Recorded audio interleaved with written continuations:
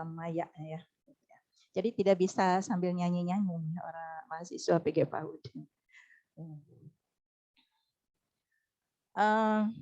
Baiklah Bapak dan Ibu sekalian yang ada di rumah, selamat bergabung bersama kami, keluarga besar UT Bandung.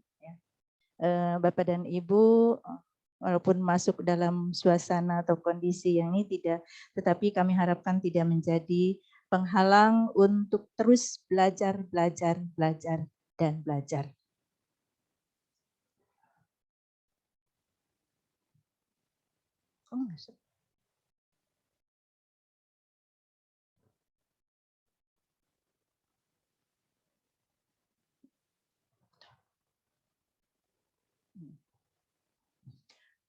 Bapak dan Ibu sekalian, pada kesempatan ini saya nanti dengan Pak Nana akan berbicara khusus tentang karakteristik dari mata kuliah atau setiap mata kuliah yang ada di program PGSD maupun PG PAUD.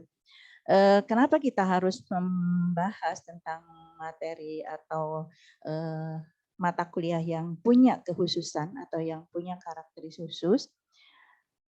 Ini karena kita sebagai mahasiswa mahasiswa UT, baik program PGSD maupun program PG PAUD.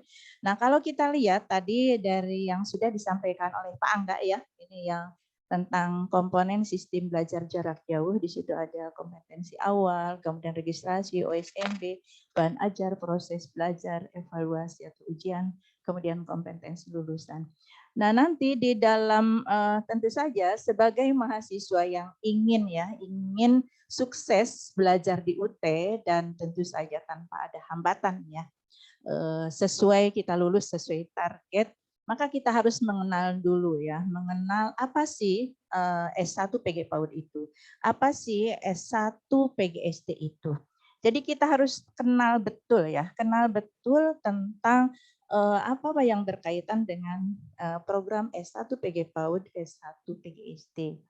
Sehingga dengan kita kenal apa itu PGSD, apa itu PG PAUD, dan termasuk khususnya adalah yang berkaitan dengan proses belajar. Jadi kita kaitan di sini dalam komponen sistem belajar jarak jauh, kita berbicara tentang proses belajar, di mana nanti dari proses belajar ini nanti ada kaitannya juga dengan evaluasinya gimana. Kemudian nanti kembali lagi ke registrasi. Jadi dari komponen sistem belajar jarak jauh ini nanti kita kaitkan dengan karakteristik setiap mata kuliah yang punya kekhususan di PGSD dan PG PAUD ya.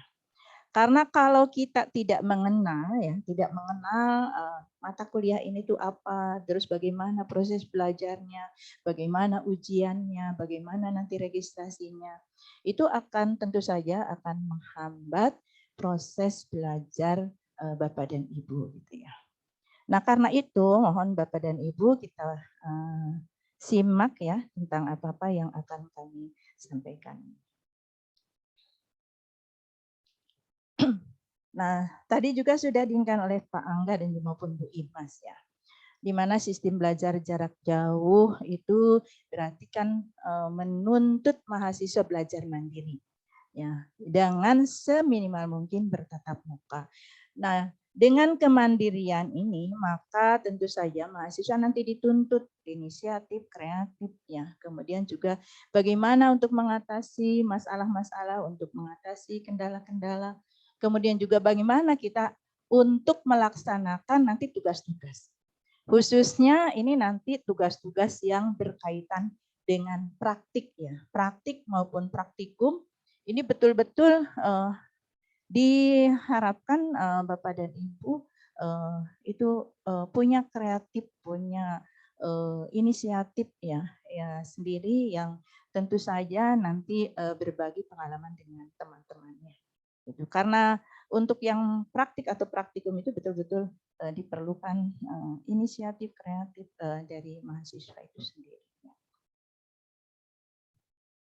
Nah, Bapak dan Ibu sekalian, nah sekarang kita mulailah kita kenal S1 PGSD dan S1 PG PAUD.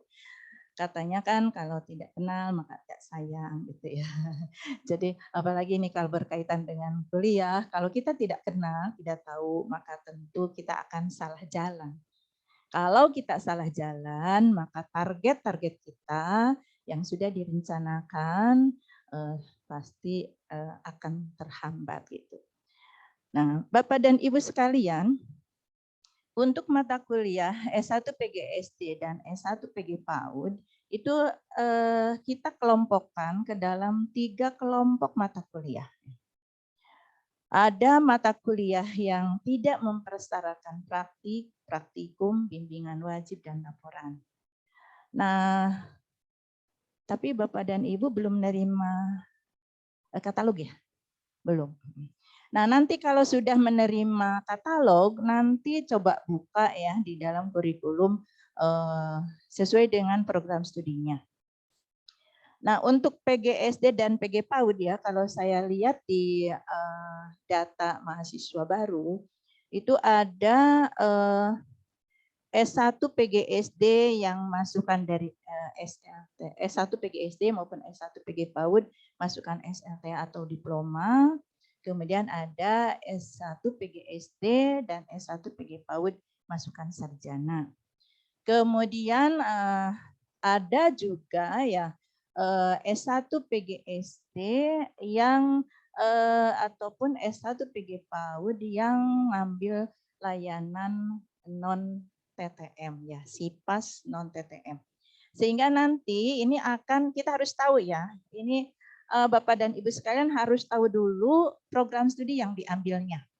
Apakah Bapak dan Ibu itu masuknya ke mahasiswa S1 PGSD masukan sarjana atau S1 PG PAUD masukan sarjana atau S1 PG PAUD dan atau S1 PGSD yang masukan SLTA atau masukan diploma, ataukah S1 PGSD atau S1 PG PAUD yang SIPAS non TTM.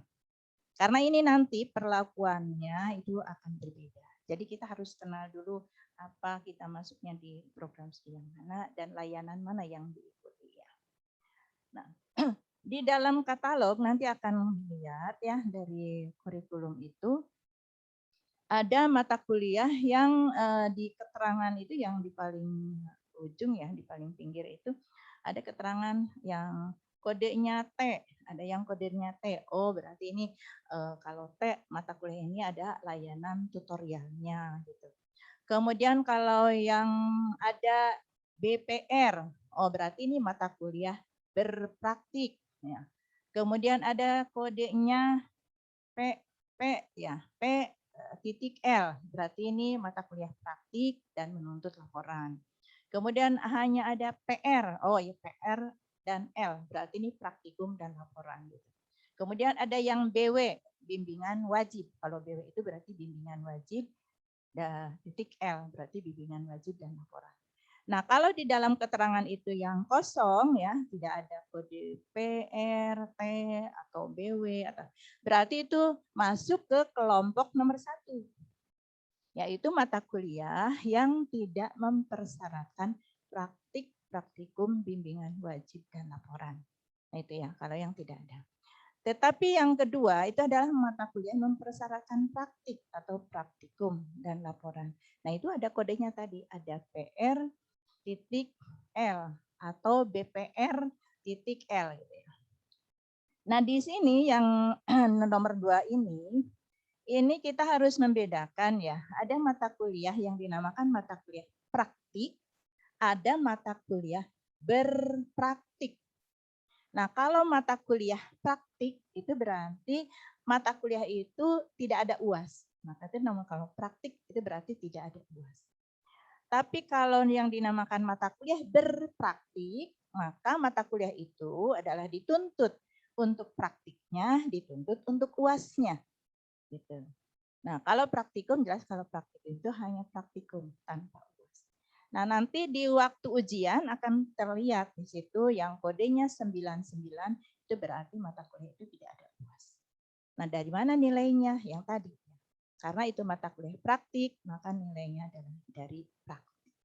Tapi kalau yang BPR, kodenya BPR, berarti mata kuliah itu nanti nilai akhirnya itu harus ada 2 komponen, yaitu dari nilai prakteknya harus ada, kemudian nilai laporannya harus ada. Kemudian yang kelompok nomor 3 itu adalah mata kuliah mempersyaratkan bimbingan wajib dan laporan. Nah, ini ada khusus bimbingan wajib dan laporan. Jadi mata kuliah ini, nah nanti yang mana kita masuk ke kelompok nomor 1, kelompok nomor 2, dan kelompok nomor 3. Nanti akan disampaikan secara rinci nanti oleh Pak Nana, di mana mata kuliah yang praktik dan berpraktik dan mata kuliah praktikum. Yang paling banyak itu S1 PG PAUD. Kalau S1 PG PAUD itu yang masukkan SLTA itu ada 15 mata kuliah yang berpraktik dan praktik. Gitu ya. Itu yang mata kuliah di PG PAUD. Kalau di PGSD nggak begitu banyak. Nanti akan kita lihat.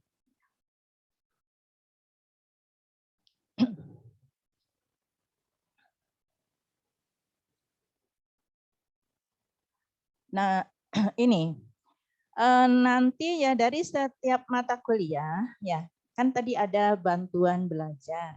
Tadi sudah disampaikan oleh Pak Angga juga ya, juga Bu Imas. Jadi ada yang namanya bantuan belajar. Bantuan belajar itu yaitu tadi tutorial tatap muka, kemudian bimbingan ya, berupa bimbingan, kemudian juga tutorial online atau sekarang karena dalam kondisi tidak normal gitu ya. Jadi tutorial webinar.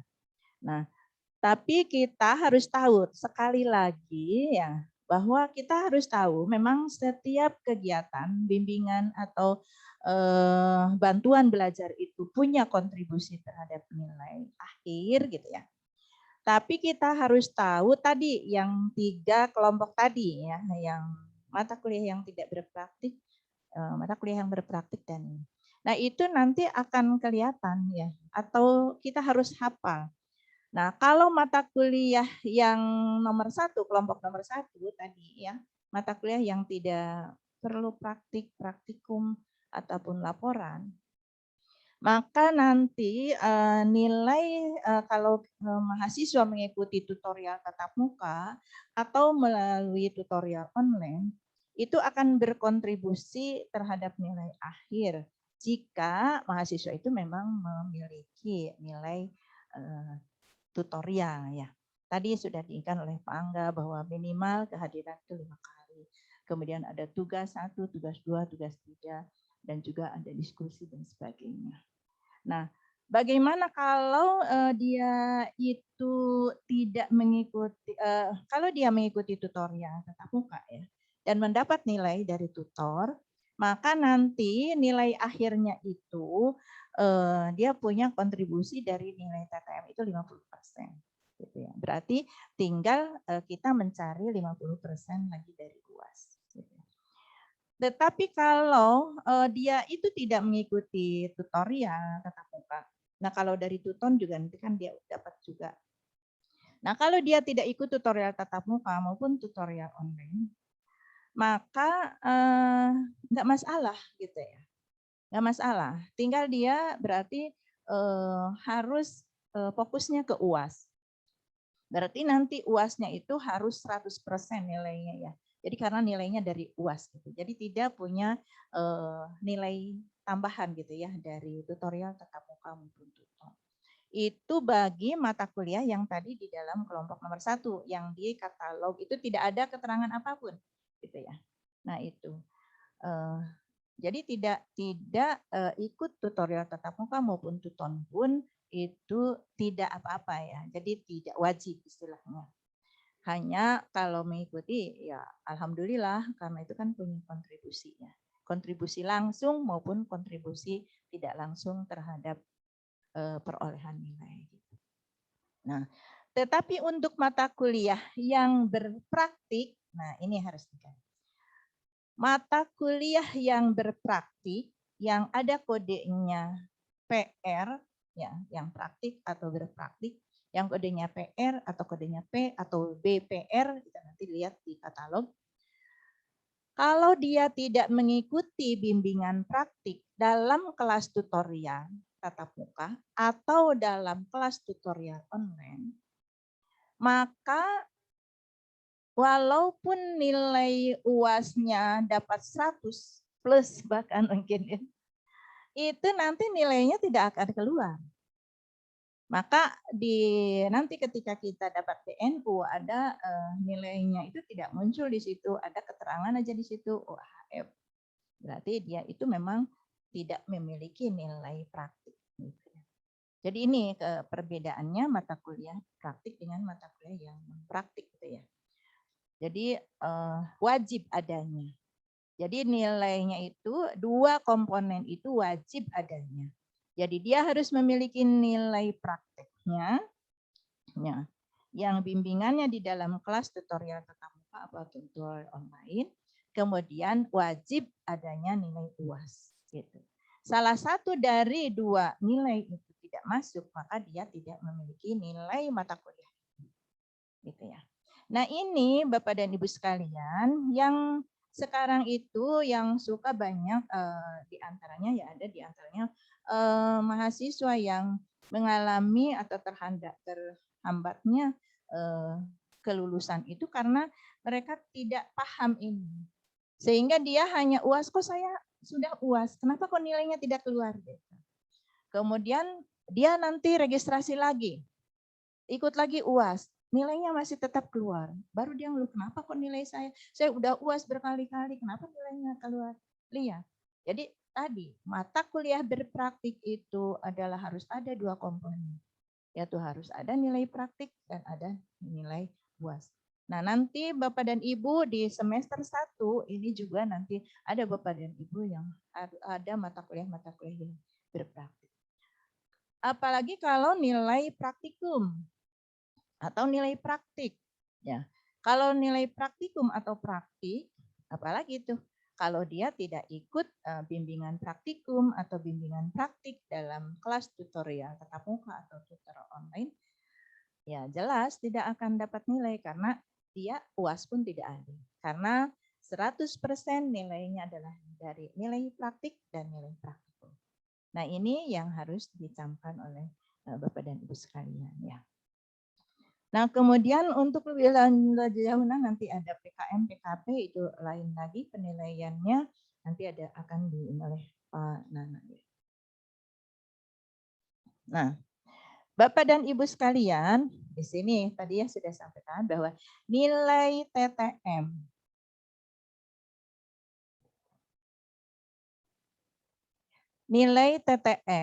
ya.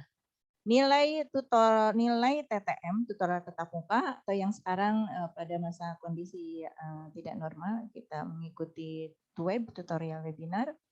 Kemudian nilai tutorial online atau praktik itu akan dihitung kontribusi nilainya terhadap nilai akhir mata kuliah.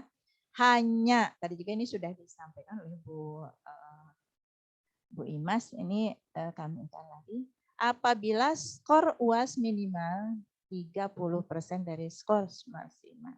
Jadi ini pun berlaku bagi mata kuliah yang berpraktik. Jadi walau nilai praktiknya 100 plus gitu ya.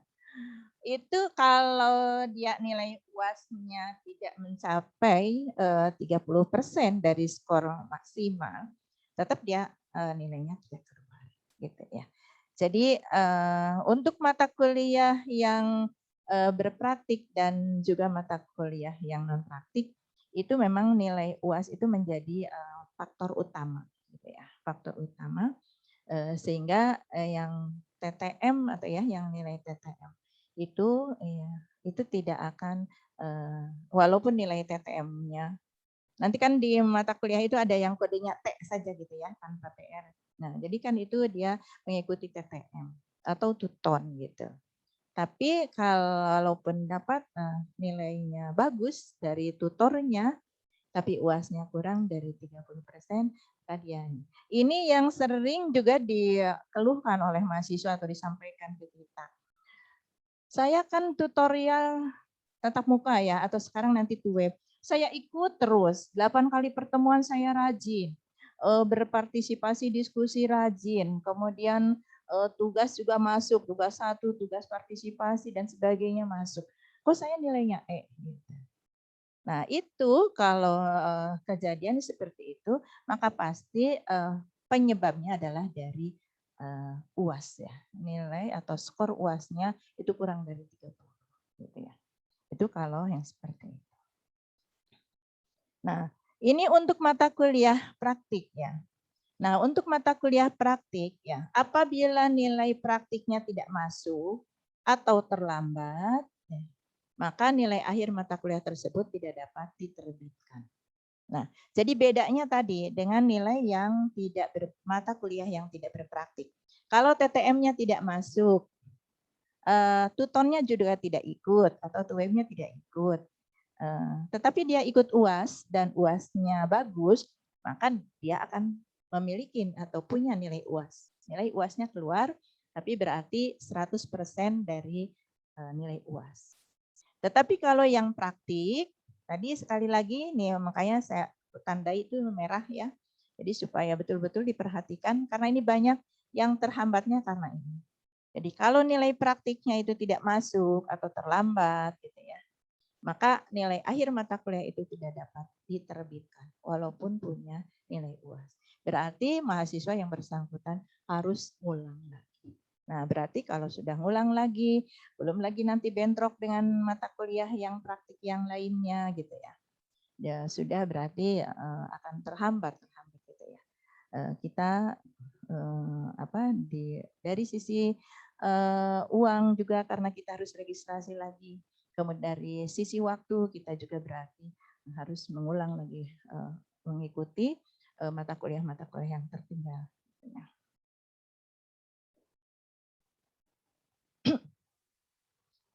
Nah, Bapak dan Ibu sekalian, ya itulah sebagai pengantar dari saya bahwa sekali lagi mohon diingat mana mata kuliah yang praktik, mana mata kuliah yang berpraktik.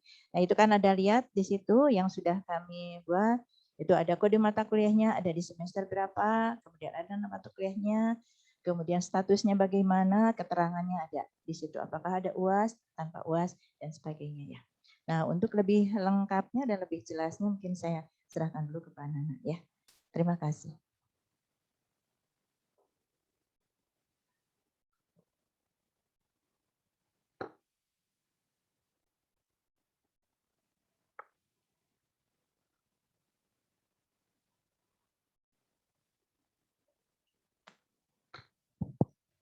Bismillahirrahmanirrahim. Terima kasih atas kesempatannya. Mudah-mudahan kita semua selalu sehat dan siap sampai tuntas. Saudara-saudara mahasiswa yang berbahagia, walaupun kegiatan OSMB ini sampai sore, ya, tapi tetap semangat. Yang di kantor juga tetap semangat nih. Ya, baik. Bapak dan Ibu, rekan-rekan mahasiswa yang di mana saja berada, mudah-mudahan kegiatan orientasi ini merupakan bekal untuk melaksanakan kegiatan di Universitas Terbuka. Tentunya keberhasilan dari kegiatan Bapak dan Ibu atau adik-adik di dalam kegiatan perkuliahan nanti diawali dari pemahaman apa yang dimaksudkan oleh Ibu Nia tadi. Bu Hajania sudah memaparkan apa sih yang harus dikuasai terlebih dahulu. Kalau Pak Angga tadi sudah menjelaskan tentang kita harus merencanakan dulu. Bagaimana belajar, berapa jam yang harus dilakukan, berapa jam belajar yang bekerja, berapa jam harus di dapur kalau sudah jadi ibu-ibu. Nah, itu yang harus kita lakukan. Pak Anda sudah menegaskan. Ibu Nia menegaskan pula bahwa sebelum kita menjalankan suatu kegiatan harus paham dulu apa yang harus laksanakan. Berapa SKS sih yang harus ditempuh oleh kita waktu kita belajar di UT? Coba, pernah melihat nggak kurikulumnya? Yang di kantor nih, pernah melihat nggak kurikulumnya berapa SKS? Ya, eh, tolong Pak Krisna yang kedua, slide yang kedua, PowerPoint yang kedua. Nah, kita akan sama-sama melihat apa yang harus menjadi acuan kita dalam melaksanakan kuliah di universitas terbuka. Walaupun dalam kegiatan universitas terbuka, dalam pelaksanaan pembelajaran atau perkuliahan di universitas terbuka, Bapak dan Ibu mengacu kepada panduan yang disebut dengan kurikulum yang utama, tapi kegiatan yang sekarang ini adalah kegiatan to web. Jadi Bapak dan Ibu yang di rumah juga jangan sampai kebingungan. Mana sih yang harus dipegang? Tutorial tatap muka atau to web? Walaupun kita harus paham dua-duanya. Jadi sekarang dalam kegiatan pembelajaran 2021.1 kita masih melaksanakan kegiatan pembelajaran dalam to web atau daring, ya, daring. Nah, kegiatan-kegiatan itu harus diawali dengan pemahaman kurikulum. Tadi ini sudah dijelaskan sebetulnya, tapi perlu kita meyakinkan bahwa kita lihat nomor 1, S1 PGSD alih kredit atau yang disebut dengan AKPMM dengan kode 118 9 semester. 9 semester dengan SKS 145 SKS. Nah, kemudian untuk S1 PGSD masukan sarjana atau PGSD MS ya 119 untuk PGSD, 3 semester dengan membuat SKS, banyak SKS 61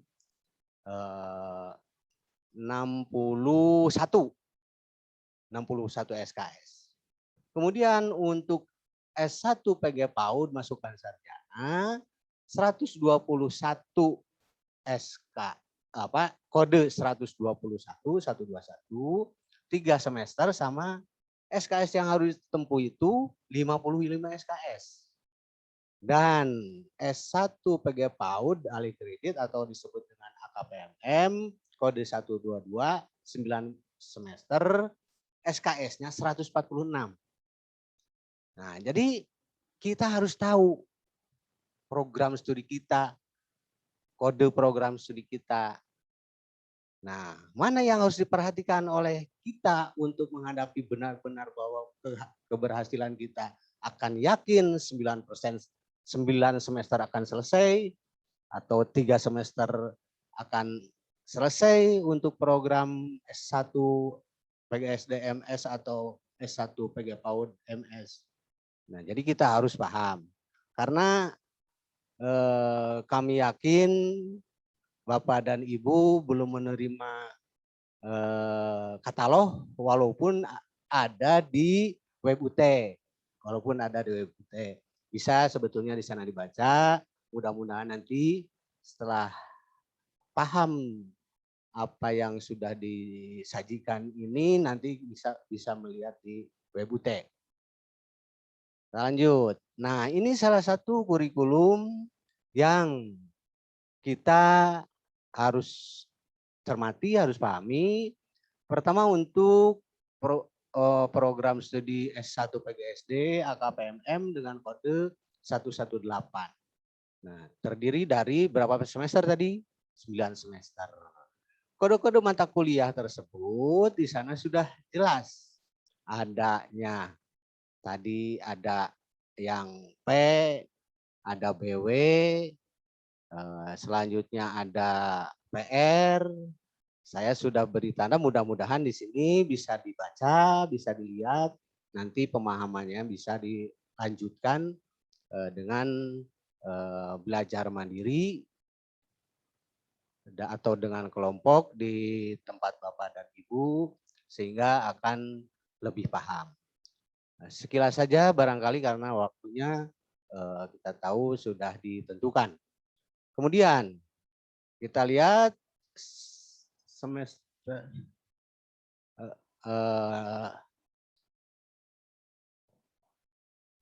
ada 9 semester. Yang 9 semester itu tentunya setiap mata kuliah dari semester-semester tersebut punya karakter tersendiri tadi. Kode ujiannya juga tersendiri. Maka untuk pemahaman itu perlu dikaji secara seksama. Mudah-mudahan nanti bisa di-share atau gimana ya untuk kurikulum ini. Nggak bisa. Ya, dilangkung lah. Ya, karena untuk memudahkan mahasiswa ini kayaknya sepertinya ya kata lo memang ada. Ya.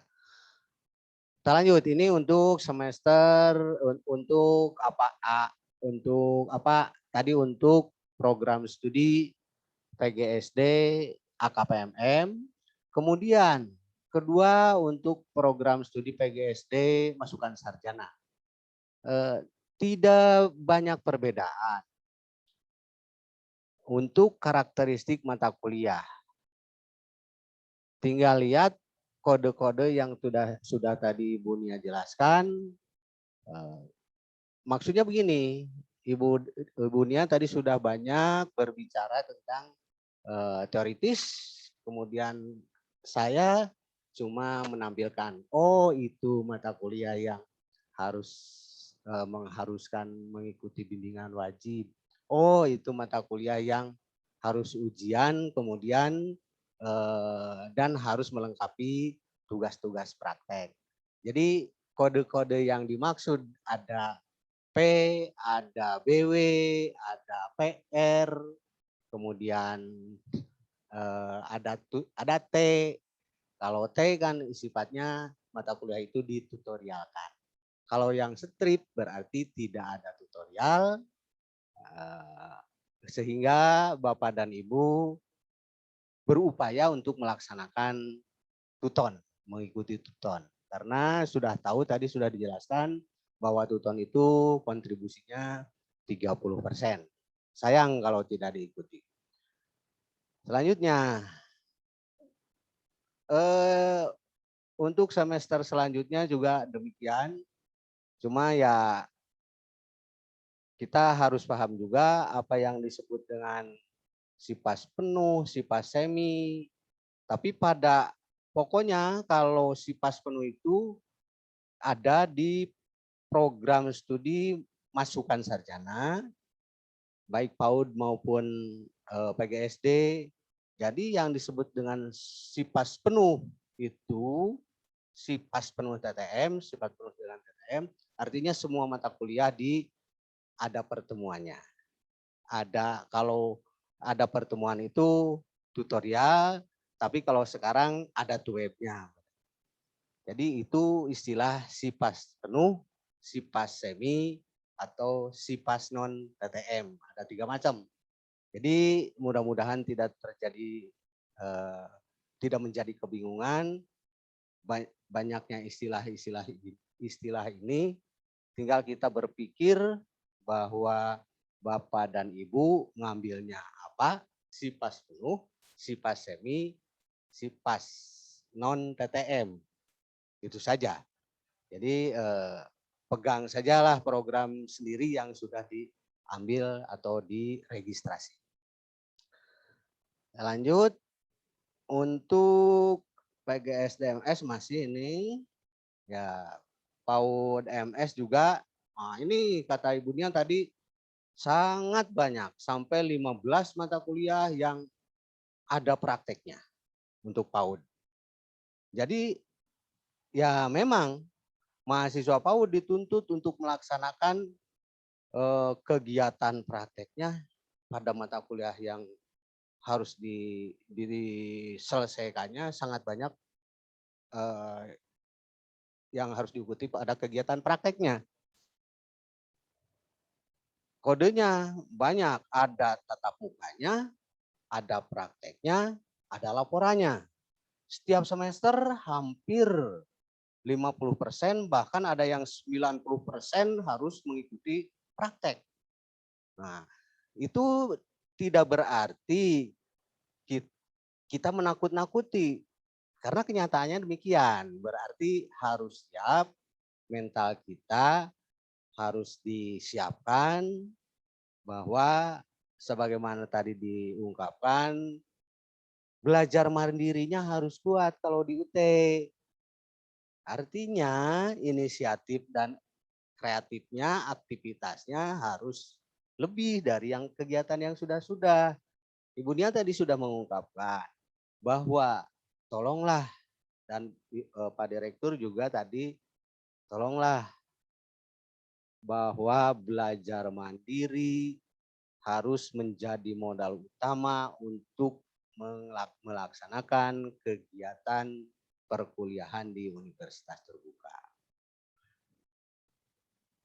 Apakah begitu mudah kegiatan belajar mandiri bisa dikuasai oleh mahasiswa?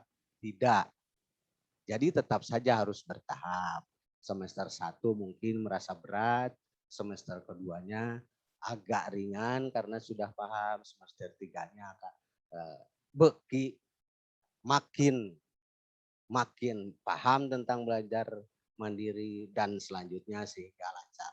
Jadi jangan takut, apalagi ini program PAUD, jangan takut bahwa mata kuliahnya banyak yang praktek.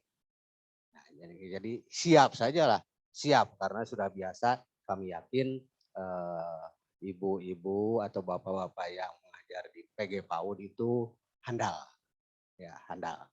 Terbukti nilai-nilainya banyak yang bagus, ya, terbukti nilainya banyak yang bagus. Ini masih PAUD, ya, masih PAUD. Yang menunjukkan bahwa yang merah itu artinya mata kuliah yang praktek atau berpraktek atau praktikum.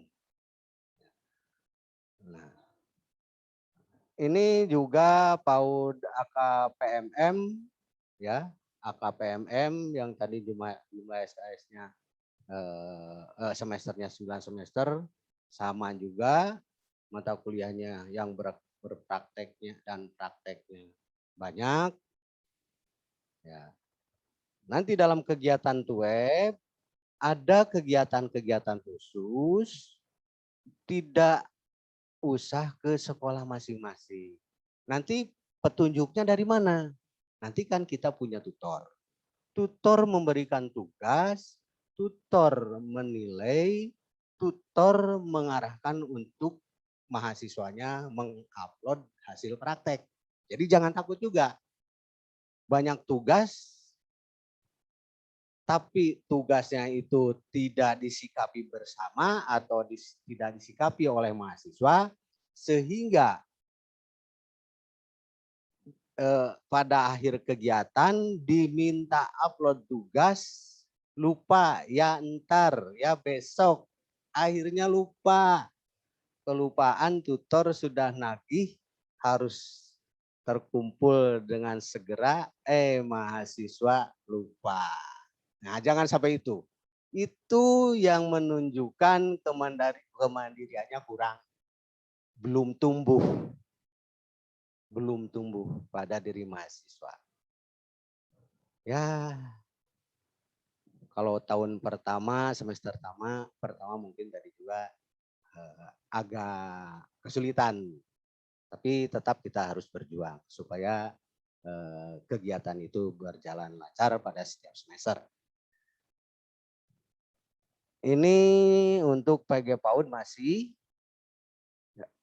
Untuk PG PAUD AKPMM ya, dengan total SKS tadi 100 berapa? 146 ya, 156.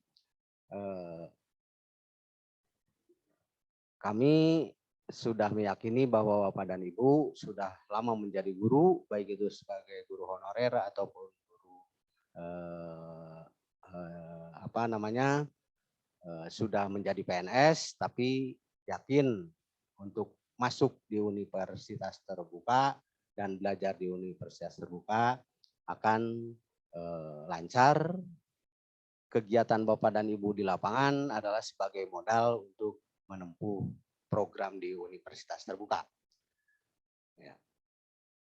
Nah, ini yang tadi kita sebut-sebut bahwa penyelenggaraan sekarang bahwa universitas itu melaksanakan kegiatan web atau istilah lain mungkin di luar semaraknya menggunakan istilah daring. Kalau di universitas terbuka disebutnya dengan web. Nah, ini web ini sebagai pengganti dari TTM. Pengganti dari TTM. Jadi semua kegiatan diarahkan oleh tutor melalui web yang disebut dengan LMS. Atau mungkin pula kalau ada hambatan, nanti Bapak dan Ibu dengan persetujuan dengan tutor, dengan kesepakatan artinya, bisa menggunakan WA atau email. Biasa yang sudah dilaksanakan pada semester kemarin, kalau memang LMS-nya itu gangguan, maka menggunakan WA. Namun itu sangat sulit, abot karena perangkatnya.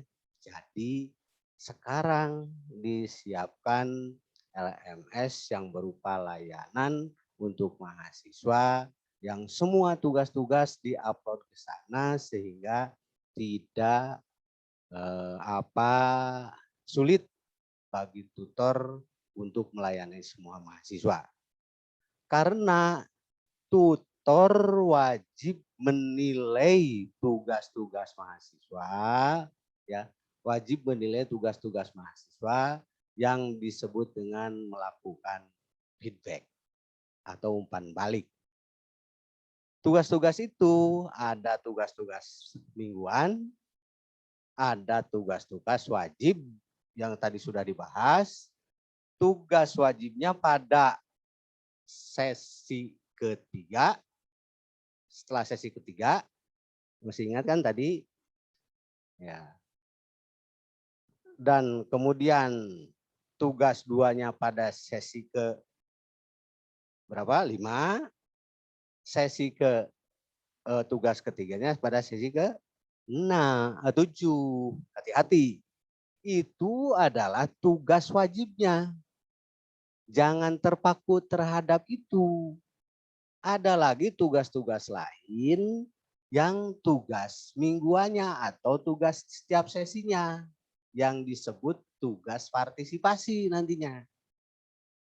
Tugas partisipasi akan berkontribusi terhadap kegiatan web digabungkan dengan kehadiran partisipasi dalam tugas mingguan, partisipasi dalam kegiatan keaktifan. Biasanya tutor menggunakan 3 komponen nilai untuk partisipasi. Kehadiran, keaktifan dalam web, keaktifan mengerjakan tugas setiap web. Jadi itu harus hati-hati.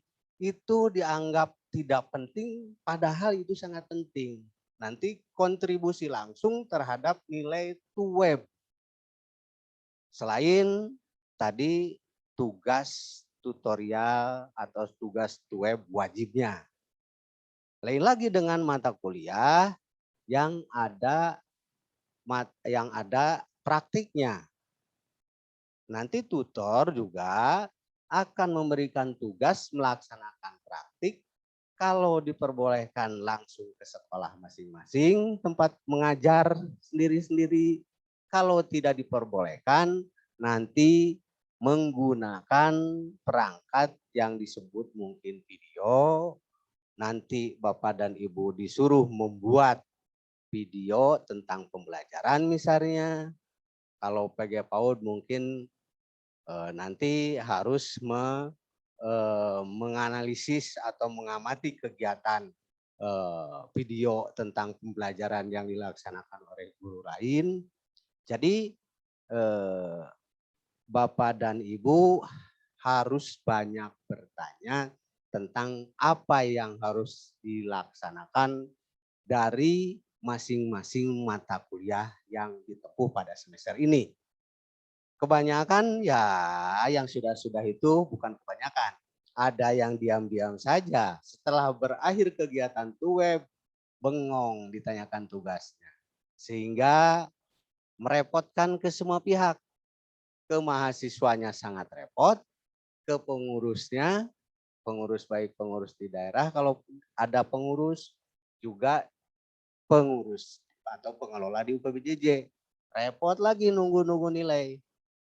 Batas waktu sudah mau berakhir, nilai belum di-upload oleh tutornya atau karena mahasiswanya belum upload berkas atau belum memasukkan tugas-tugas. Akibatnya akan fatal. Mahasiswa yang rugi. Walaupun mahasiswa yang tidak memperhatikan, tapi tetap saja yang banyak ditegur itu pengurus, petugas UT, dan akhirnya kalang kabut. Nah, jangan sampai Bapak dan Ibu yang ada di rumah menyia-nyiakan kesempatan dari tugas-tugas itu, cari teman untuk bekerja atau menyelesaikan tugas, minta bantuan dalam arti minta penjelasan untuk penyelesaian tugas-tugas itu. Bukan berarti menyuruh orang lain. Kan sistem belajar UT tadi mandiri. Mandiri itu memanfaatkan fasilitas baik bentuknya orang, alat, atau media kita manfaatkan sehingga menunjang keberhasilan kita. Jadi konsepnya bukan wah berarti itu kan dibantu orang lain. Enggak, justru memanfaatkan baik berupa orang, berupa alat, berupa media agar kita menjadi bisa atau dapat memanfaatkan atau dapat menyelesaikan tugas-tugas yang harus diselesaikan. Itu diantaranya tentang kegiatan-kegiatan yang harus dilakukan. Nah, ini yang penting. Mahasiswa dalam kegiatan tuweb kehadiran minimal 5 kali dari 8 kali hadir. Konsepnya sama dengan TTM. TTM atau tatap muka 8 kali. Hadir minimal 5 kali. Di tuweb juga sama. Minimal 5 kali hadir dalam sesi. Ya, disebutnya sesi ya. Pertemuan ke-1 katanya. Kedua, tiga, sesi ke-1, sesi kedua, sesi ketiga. Sampai sesi ke-8. Kemudian aktif dalam kegiatan. Tadi sudah dijelaskan. Aktif dalam kegiatan, jangan disia-siakan. Tutor akan menilai bicara Bapak dan Ibu, baik kegiatannya di kantor atau di sekolah, kegiatan yang dilakukan di rumah, ya, tetap harus aktif dalam kegiatan. Tutor akan memberikan nilai keaktifan. Bahkan tutor biasanya kalau tutornya, memang tutor kita itu sangat rajin-rajin, ditegur satu-satu. Gimana Bu? Gimana pendapat Anu? Gimana pendapat Bapak ini? Gimana pendapat Ibu ini? Gimana di PAUD di TK Ibu? Jelaskan. Nilai plus yang disebut aktif dalam proses. Dalam kegiatan tuweb. Kemudian menyelesaikan tugas-tugas. Tadi menyelesaikan tugas-tugas artinya tugas-tugas hariannya, tugas-tugas setiap sesinya. Kemudian mengupload tugas-tugas yang sudah diberikan. Sebetulnya sangat sederhana. Yang tadi sudah banyak dibicarakan itu penting. Yang sekarang dibicarakan juga penting karena operasionalnya. Tadi dari direktur tentang keUT-an, wah gini, tidak salah masuk universitas terbuka karena punya keleluasaan belajar, punya keleluasaan membagi waktu, melaksanakan pekerjaan tidak hilang. Nah, jadi banyak sekali keuntungannya. Itu tidak terasa ya, tidak terasa setengah jam ya Pak Zul ya. Pak Zul setengah jam tidak terasa. Memang kita masih punya waktu. 5 menit lagi. Ya, setengah jam lagi juga apa-apa. Kasihan ya kepada mahasiswanya karena sangat bersemangat mahasiswanya juga. Kami lihat dari tadi. Nah, kita lihat ada yang disebut dengan pembimbing akademik. Biasanya kita suka lupa. Ini Bapak dan Ibu yang di rumah juga biasanya lupa. Sedini mungkin Bapak dan Ibu sebagai mahasiswa baru di mana saja berada nih. Indramayu, Kota Bandung, Ciamis, Pangandaran, Tasik, dan sebagainya gitu ya Pak Jul ya. Ini kan semua PGSD, PGPAUD ya semua. Nah, kadang-kadang kakak kita juga, kakak angkatan kita lupa siapa pembimbing akademik. Konsepnya begini, yang disebut dengan pembimbing akademik itu, kalau di SLTA atau di SLTP, anggaplah itu wali kelas. Wali kelas kita, tempat curhat, tempat mengadu, kalau ada permasalahan langsung tanya, kalau ada yang perlu diselesaikan, konfirmasi ke PJW itu. Yang jelas kaitannya dengan kegiatan akademik. Nah, contoh sederhana, Pak, saya misalnya kemarin semester 1 ngambil semester 1 itu paket semester 1 5 mata kuliah. Ternyata ada 1 mata kuliah yang tidak lulus. Karena saya misalnya ada kepentingan tidak ikut ujian atau tugasnya tidak masuk. Tanyakan itu, bicarakan. Karena kita paham sampai sekarang yang baru paham baru sampai registrasi pertama saja.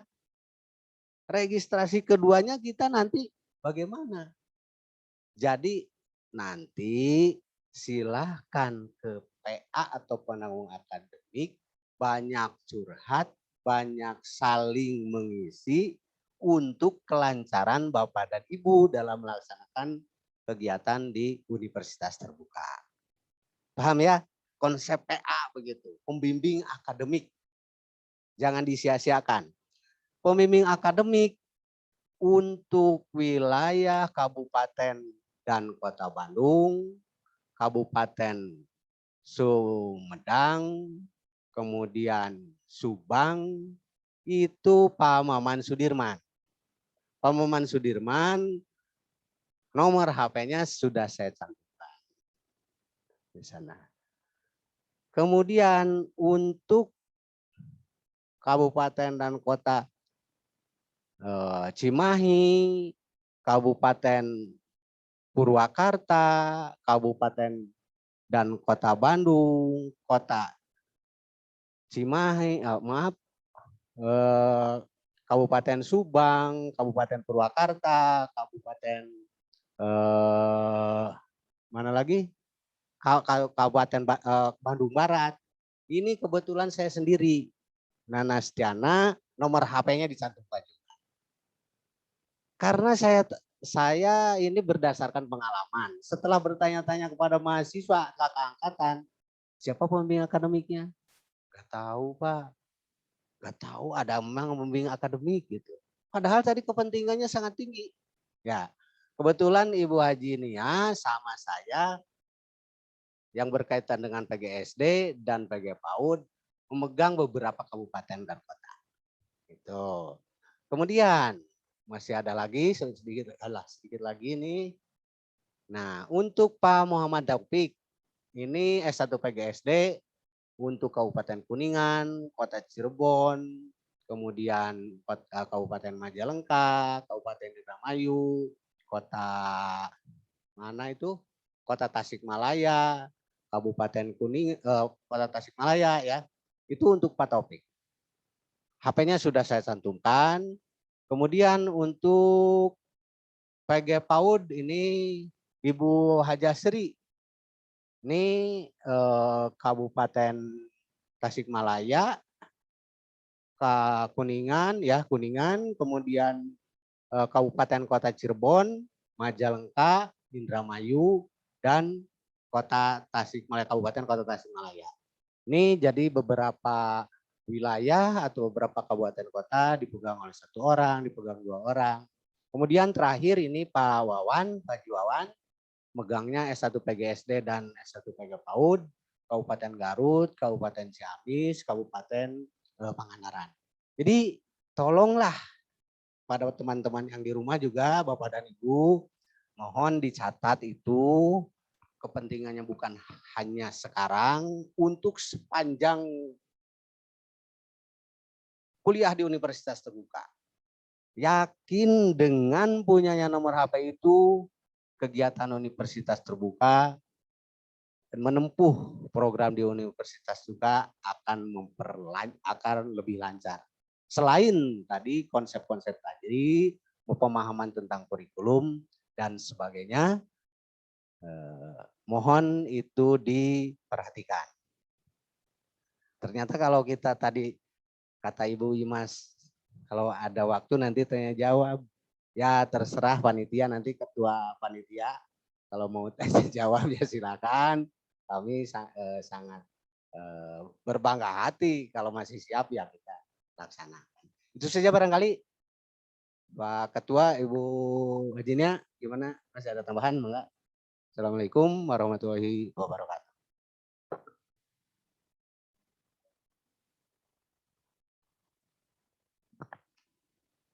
Bapak dan Ibu sekalian, karena waktulah yang memisahkan kita, ya sudah jam 5 lebih ya, kita tariknya jam 5.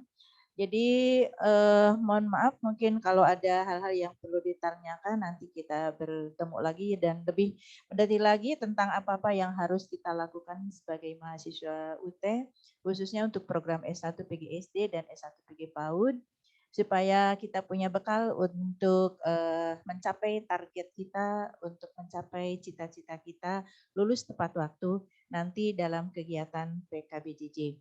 Kemudian selain itu, tadi Pak Nana juga sudah memberikan alamat para pembimbing akademi.